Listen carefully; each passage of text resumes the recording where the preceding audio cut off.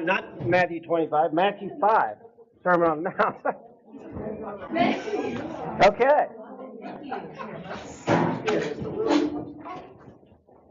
Matthew 5, we're going to start at verse 21, and we're going to finish up this thing about not being don't murder your brother, okay?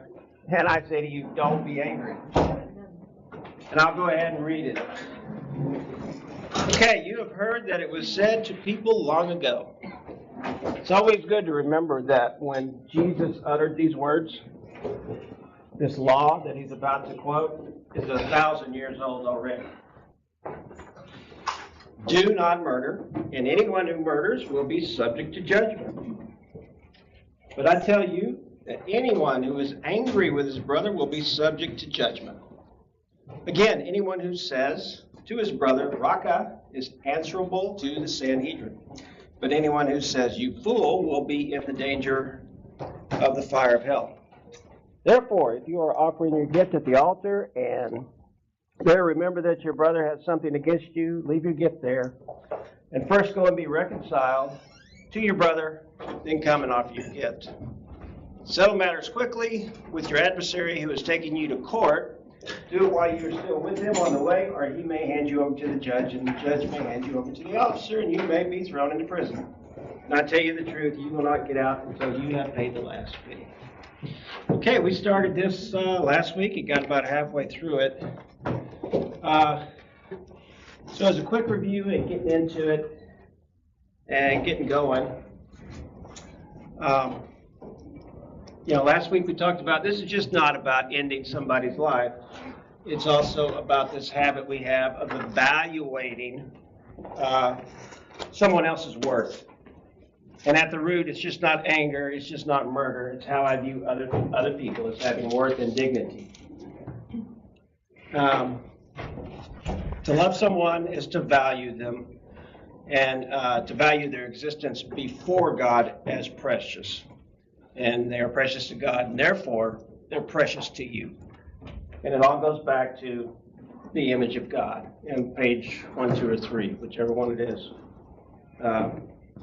We're all made in the image of God, regardless of whether you agree with that person or not on whatever the so-called major issues of the day are. So if you think of someone as good for nothing, which is one of these words here, I think it's Raka, you're actually cultivating or fostering a narrative in your mind that you're putting yourself in the place of God, in the place of the evaluator. Because when the end of the day comes, it really doesn't matter what my opinion or Melissa's opinion is about somebody else's. God matters. Okay? Now that's all the review. So we're caught up. Okay, let's begin. And we kind of touched on this last week, so we'll get into it this week. So notice that after Jesus quotes the old law, there's 3 sayings. He says, don't be angry. Don't call your brother Raka, and don't say you fool. Okay. Now, what do you notice about that? First, you go from murder to a type of anger to an insult, and then just to a JD's an idiot. Okay. So what's going on there?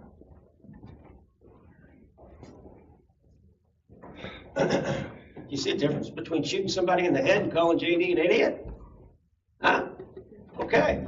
Yes.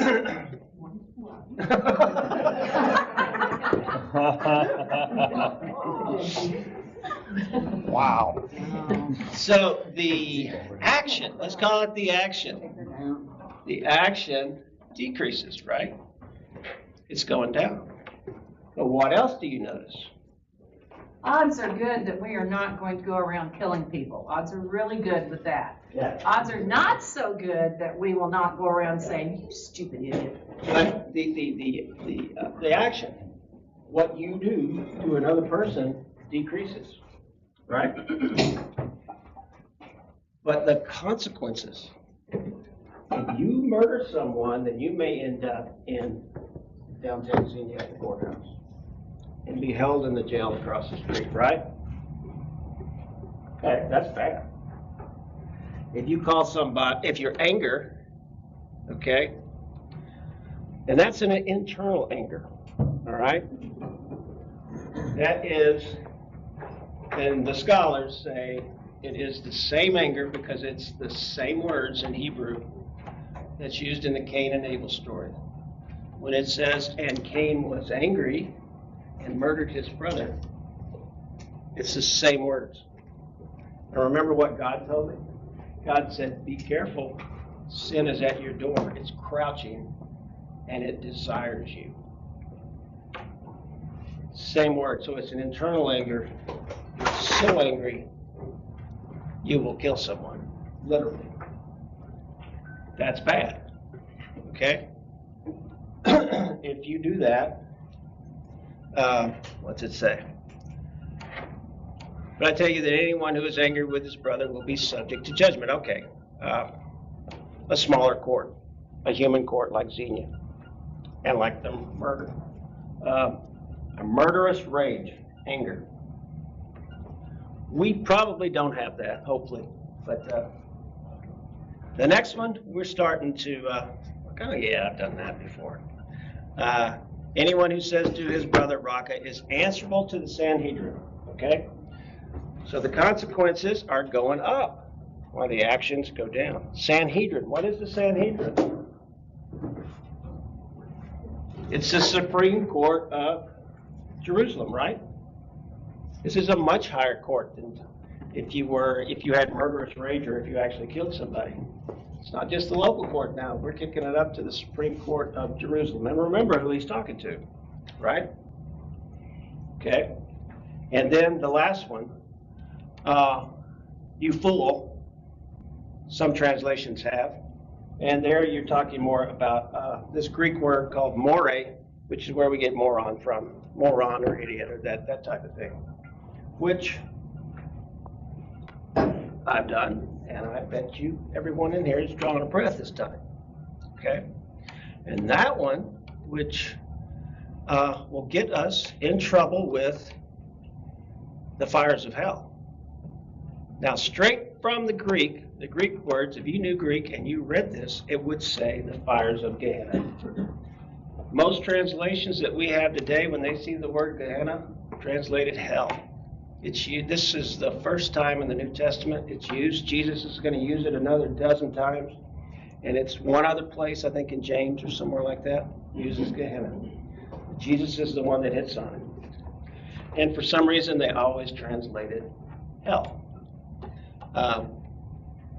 But actually, it's the fires of Gehenna. Okay? So, actions, down. Consequences, up. Now, why do you think that's happening? What's Jesus trying to do? I think he's getting at the heart issue of if you kill someone out of like rage, it may be like you just fly off the handle, you know, and it could be, or maybe it's premeditated.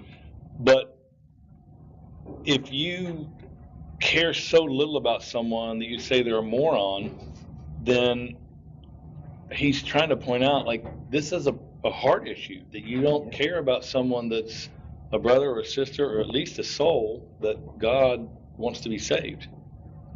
Exactly.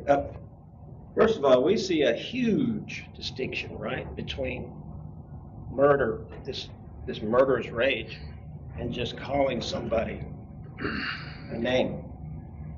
And Jesus says, what you're talking about, he scrambles our brain again. He's turning everything upside down.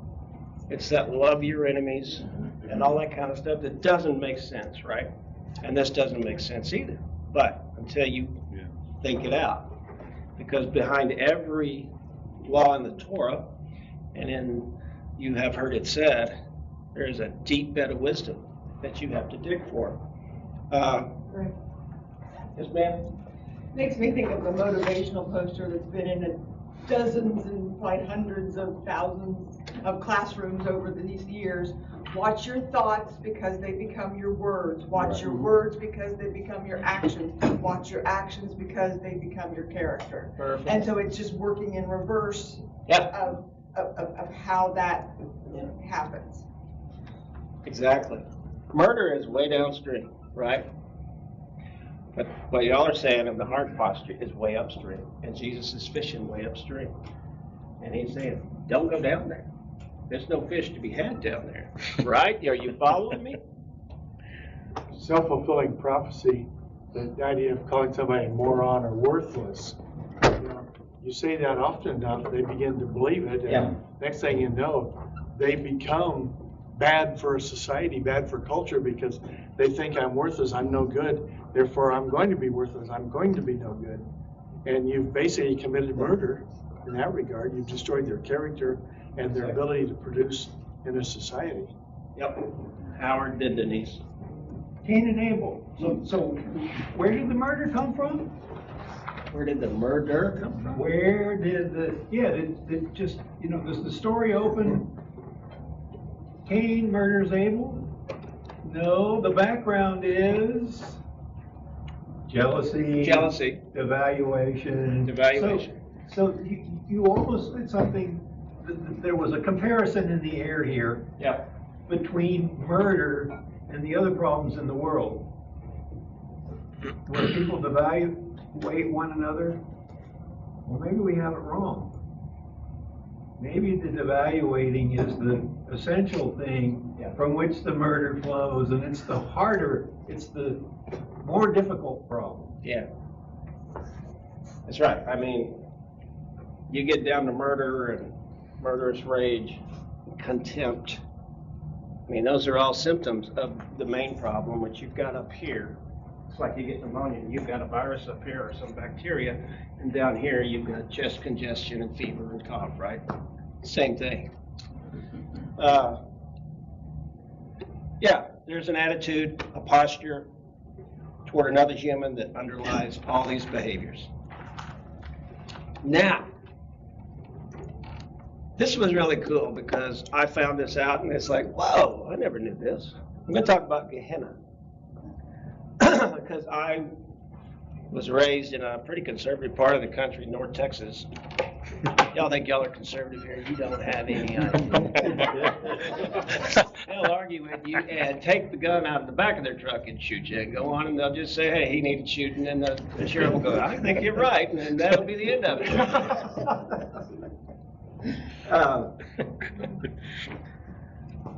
There's some good loving people, though. I'm just playing. Point is, it was a very conservative place. And so I got a good upbringing in the Church of Christ. And I didn't know this at all. And because the Bible, to me, they have found out more about archaeology and these ancient languages.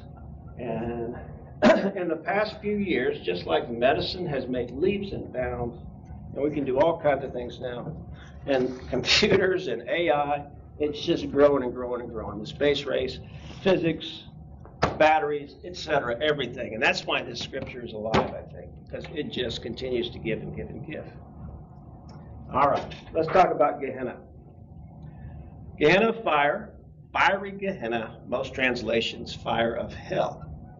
I've already told you the first appearance of Gehenna in the New Testament is right here. And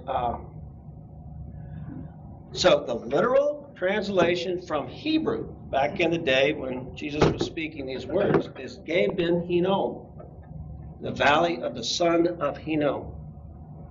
And that got shortened to just Ge Hinnom, which is the valley of Hinnom.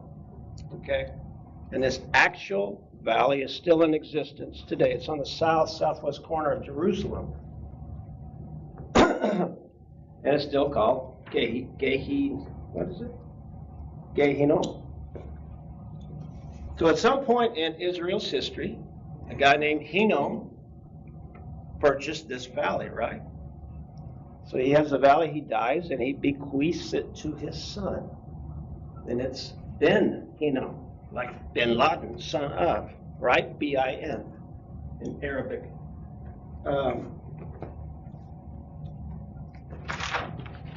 Ben Hinnom. And it became known as the Gay Ben Hinnom, the valley of the son of Hinnom. Okay? And it gets shortened over the years. When it goes from Hebrew to Greek, you can see how Gay Hinnom turns into Gehenna, right? You following me? Now, the first reference in the Bible is from Joshua chapter 15. And it talks about, do you remember when the Israelites entered the promised land and then they divided up sections? Well, the valley of Gay Ben Hinnom was one of the border lines between Judah and Benjamin. And that's how it's mentioned in Joshua 15:8. Now, there's a scholarly myth. This is what blew my mind, because this is what I was taught. And that's what they call it. These aren't my words.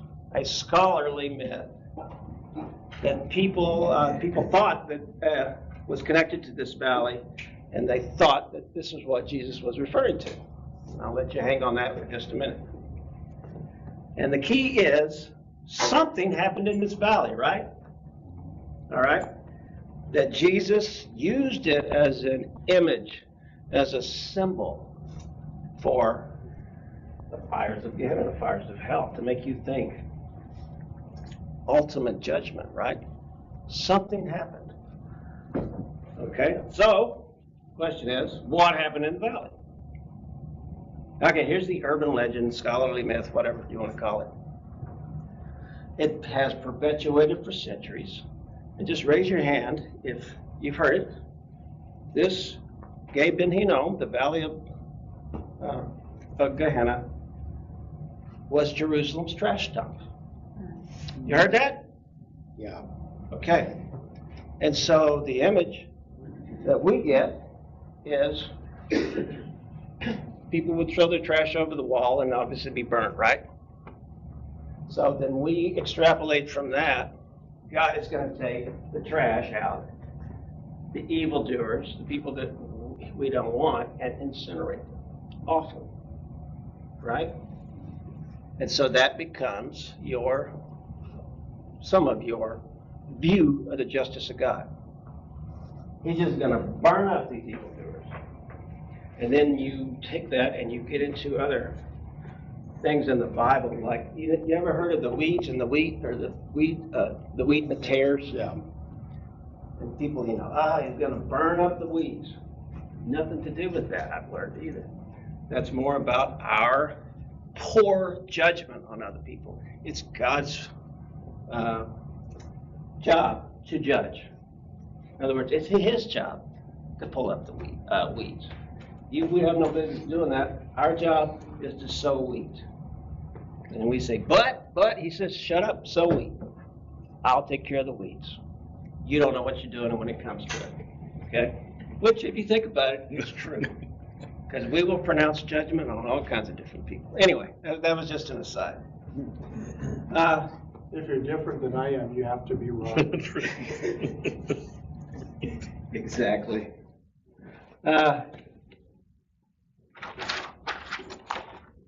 Okay. However, there have been a number of studies done recently within the last 10, 15 years. All of the evidence for the trash dump theory, every bit of it that they can find, comes from the 13th century A.D. In other words, the valley of Gay Ben Hinnom was a trash dump in medieval Jerusalem. And that's it. When, the kings of England were running around, and that it was a trash dump then. Before that, when Jesus spoke these words, there's absolutely no evidence. They can't find it. They've looked for it, of that valley being a trash dump. So what did Jesus mean? And why did he not explain it? Obviously, the people he was talking to said, oh yeah, I know about that. Well, it's one of those things that's right straight out of the Bible. And it's like, bam. And I'll warn you, it's horrific, it's sick, And if you're a book banner, you might as well ban this one right now. Okay? Two scholars, and there's many of them, two names.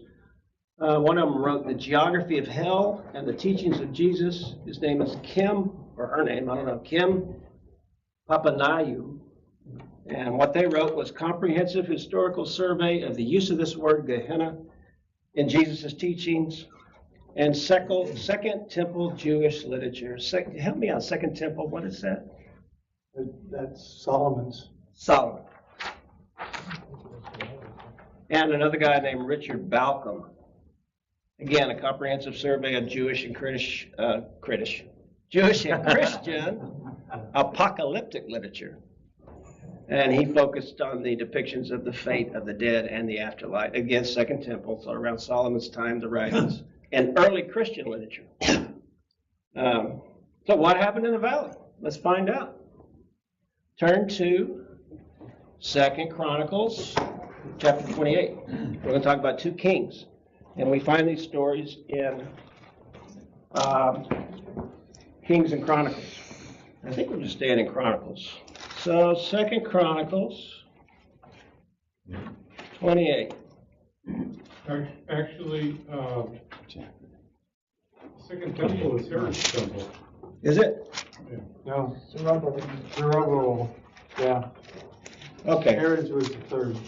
And it refers to Second Temple refers the first one was destroyed, right? And then they rebuilt it, so there's a time period there. Okay, we're going to hear about a guy named King Ahaz, and he was the son of David. It's 2 Chronicles 28, verse 1. Ahaz was 20 years old when he became king, and he reigned in Jerusalem for 16 years. Unlike David his father, he did not do what was right in the eyes of the Lord. He walked in the ways of the kings of Israel. Remember that? There was Israel and Judah, the northern tribes of Israel, and they kind of went off the rails as far as worshiping God. He walked in the ways of the kings of Israel and also made cast idols for worshiping the Baals, I don't know. Okay, here we go. He burned sacrifices in the valley of Ben Hinnom and sacrificed his sons in the fire, following the detestable ways of the nations the Lord had driven out before the Israelites. He offered sacrifices and burned incense at the high places on the hilltops and under every tree. Okay. This sacrificed his sons in the fire is an idiom for infant sacrifice. It can't get any worse than that. You don't even want to read on. This is what he did. And this is the first real event in Israel's story regarding this valley, what happened in this valley. And it becomes the location of a number of shrines to false gods, to local Canaanite gods, and it's a place of child sacrifice. Okay? And the Jewish king, the son of David, is doing this. A few generations later, in 2 Chronicles 33, there's another king. It's 33:1, and his name is Manasseh. Manasseh was 12 years old when he became king, and he reigned in Jerusalem for 55 years. He had a good long reign. He did evil in the eyes of the Lord, following the detestable practices of the nations the Lord had driven out before the Israelites. So he rebuilt the high places that his father Hezekiah had demolished. He also erected altars to Baals and made Asherah poles. And he bowed down to all the starry host, false gods, and worshiped them.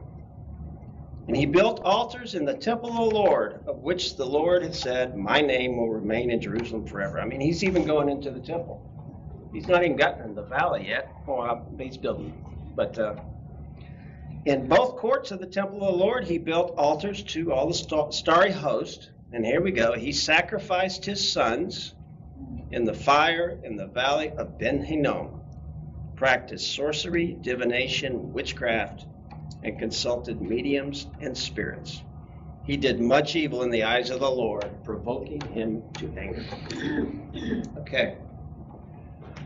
So you have child sacrifice going on, and you have worship to false gods going on in this valley. And you can see after a few generations, now it's human nature. Something starts and there's a big uproar, right? But after a few generations, you brought up with this, and this guy was 55 years, you kind of start to accept it, right? It's kind of like, well, you know, it's bad, but this is what God's want. This is what God's, they expect child sacrifices, so we give it to them. Because it's not unusual back in that day for them to be, what's the word, synergistic or polytheistic? They just worship them all, you know, in addition to the real God. They'll worship the Canaanite gods too. And so it goes through society like cancer. Now, Israel's prophets, you know, this is abhorrent and not a good thing, and they railed against it. And the two big names that really got onto him about this were Jeremiah and Ezekiel. They're the biggest players. And if we're going to look at what Jeremiah said, if you get Jeremiah, I think we're going to get what Jesus meant about the fires of hell or the fires of Gehenna. Okay? Jeremiah lived after Ahaz and in the time of Manasseh. And there's a number of places he brings up this horrific practice, and he declares judgment upon it. And I think it's crucial to understand Jeremiah, to understand Jesus' meaning. So Jeremiah chapter 7. I'm so glad I got these little things here. I'd be lost in there. Jeremiah. Where is that? Ah, here it is.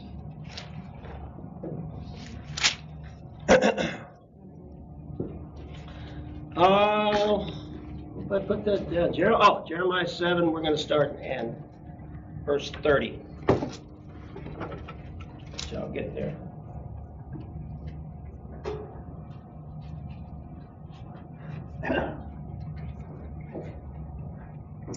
$7:30. The people of Judah. This is Jeremiah. Well, it's God talking to Jeremiah. The people of Judah have done evil in my eyes, declares the Lord. They have set up their detestable idols in the house that bears my name and have defiled it. They have built the high places of Topheth. You know what Topheth is? Anybody? Ever watch Vikings? Or some American Indian movies or whatever? Someone dies, and so they build this it's up high. And then they set them on fire. It's a form of creation. The difference being that then people were already dead when they burned them, right? But you know, the Western Clint Eastwood rides through the sacred burial ground where all the bodies are up high. That's Topheth, okay? Where am I? Okay, they have built the high places of Topheth in the valley of Ben Hinnom to burn their sons and daughters in the fire. They were alive. They weren't dead. And here's what he says.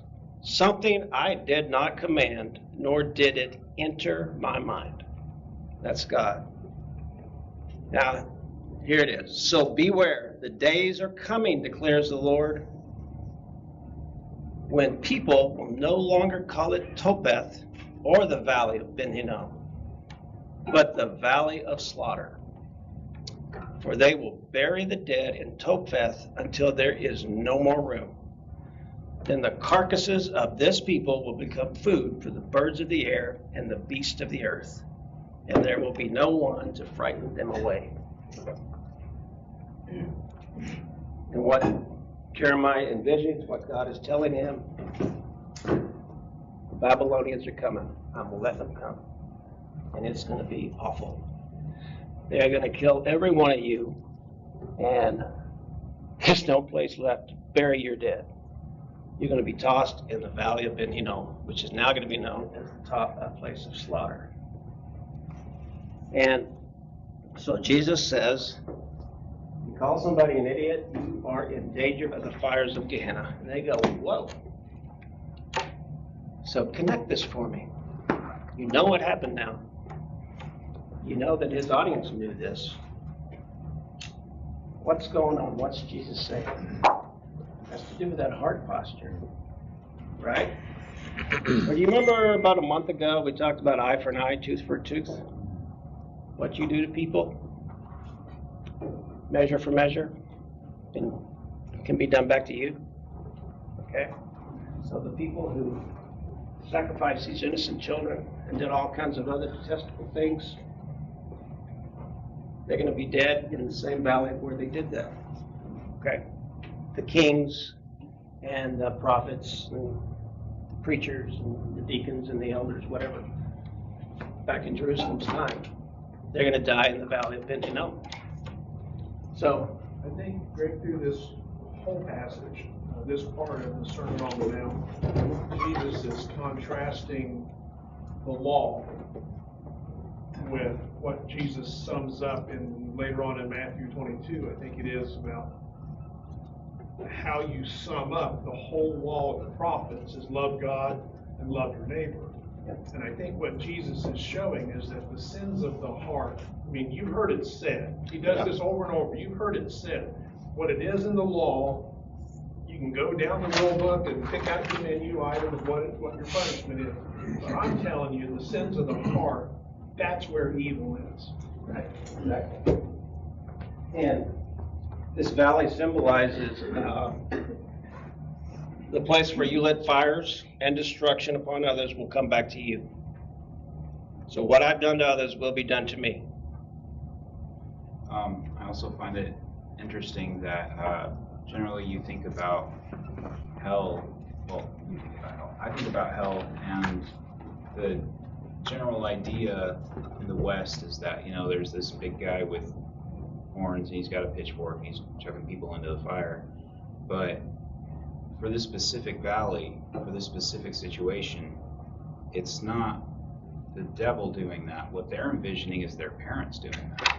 Because that's, maybe I'm reading too much into it, but it's where they sacrificed their children.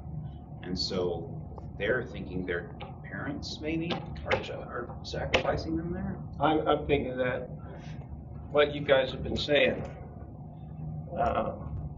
it's a good thought. I think let's go this way.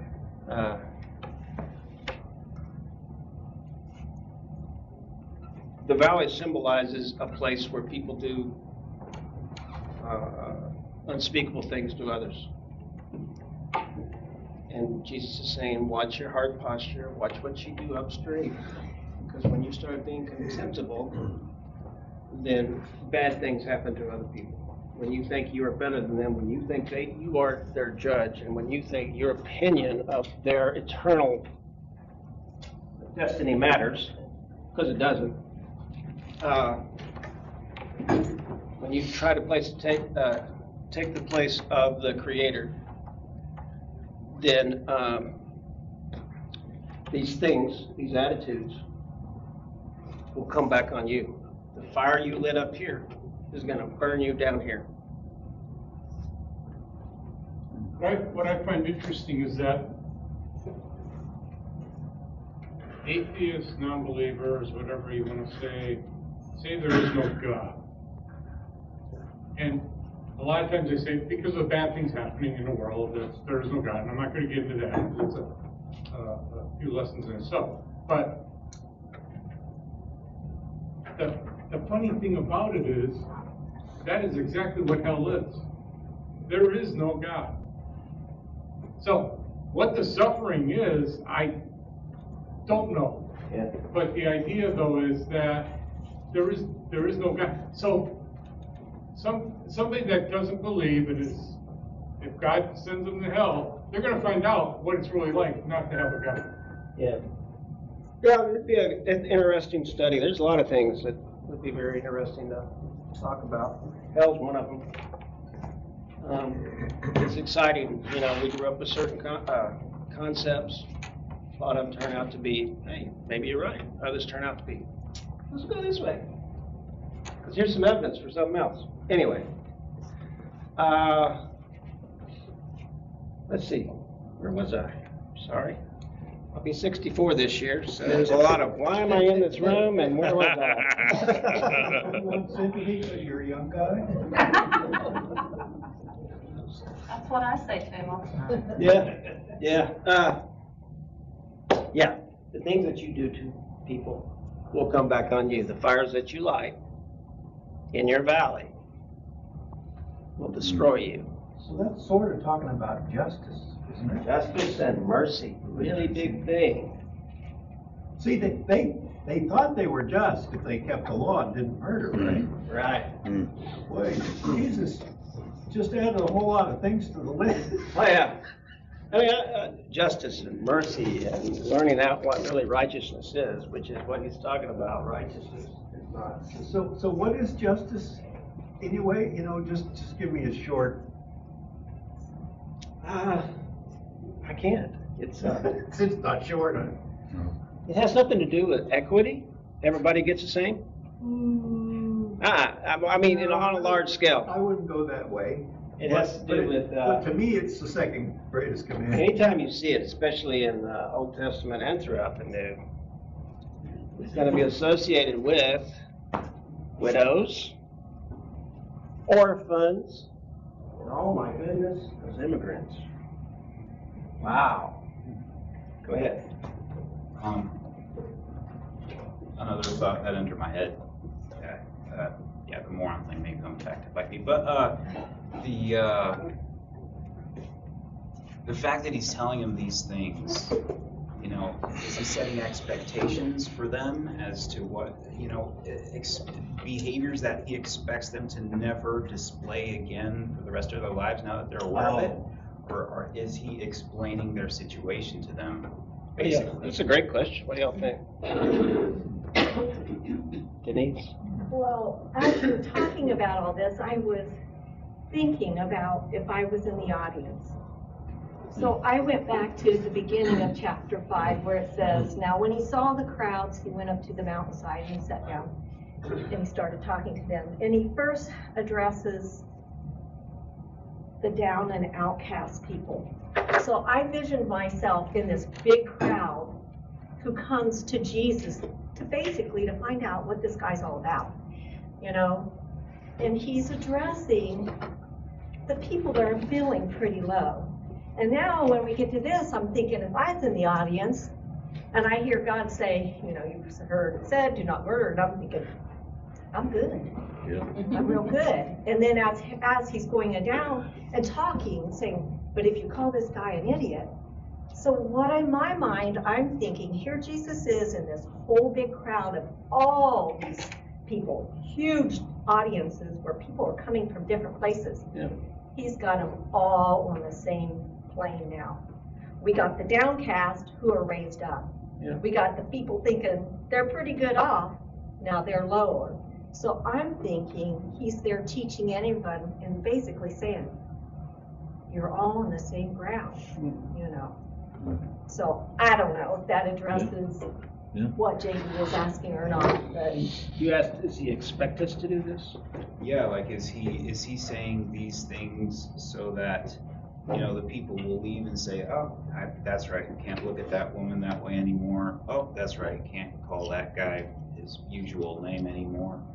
I think it's a lifelong journey, and every one of us is going to fail multiple times. But I think the underlying is dignity and respect toward others, and it has to do with not lying to them, not treating them like they're an idiot, like they're an empty one, not lusting after them, not what else is included in there.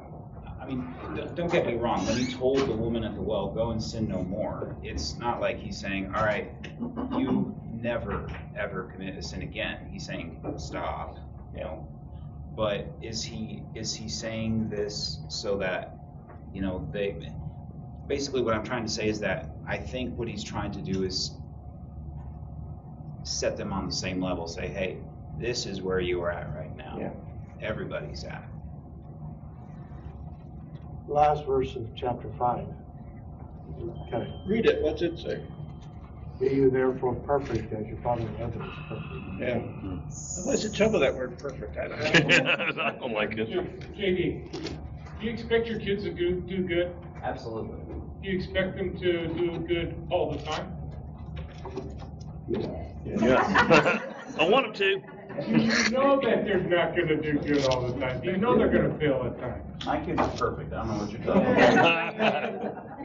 Keep thinking that.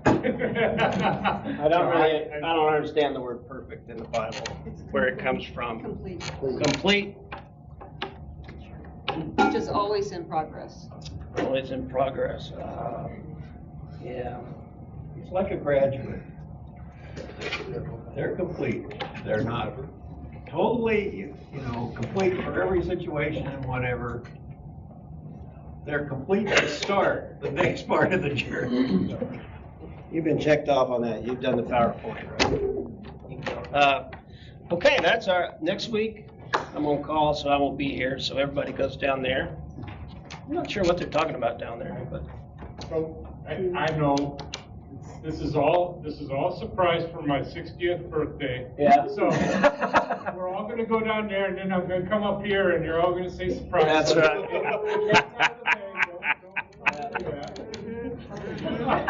Hey, I've enjoyed this quarter. There's like 4 weeks we didn't get to meet. There was other things that I had planned. One of them was that was really some cool stuff, the tares and the wheat.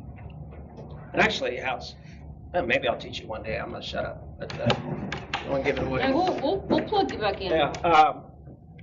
I had stuff on nostalgia. There is a verse in Proverbs, and I don't remember where it is now, but it basically says, you just need to let the past go, even if it was good. And just a lot of good stuff I found on it. Because, there are people out there that just like, oh, my high school days and all that kind of stuff. And what else? There was, I don't remember. There was a bunch of other stuff. But it was fun. I appreciate it. Y'all are a good audience. And, what? We would not, any of us, go back to high school. No. Unless they- Some people would. I don't want to go back there. No, that's just an example. The thing was, don't hold on to the past, whether it's good or bad. Because the person who wrote that in Proverbs says it's not a good thing to do. Even if it was good, let it go. Let it go. Like Elsa said, let it go. Yeah.